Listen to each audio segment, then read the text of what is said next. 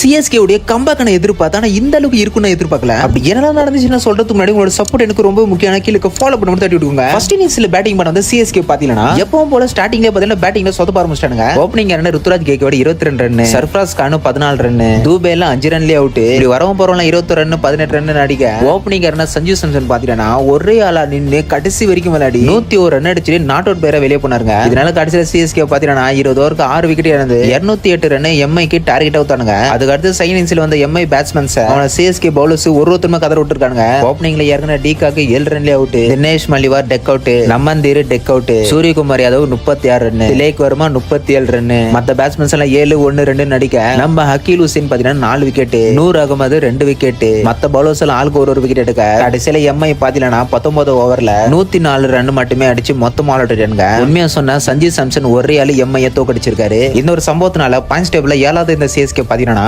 இப்போ 5வது இடத்துக்கு வந்திருக்காங்க. சரி ஓகே, உங்கள யாரெல்லாம் நம்ம சிஎஸ்கே இந்த ஒரு மினி மூமெண்ட்டை செலிப்ரேட் பண்றீங்க அவங்கள கமெண்ட்ல போட்டுப்பாங்க.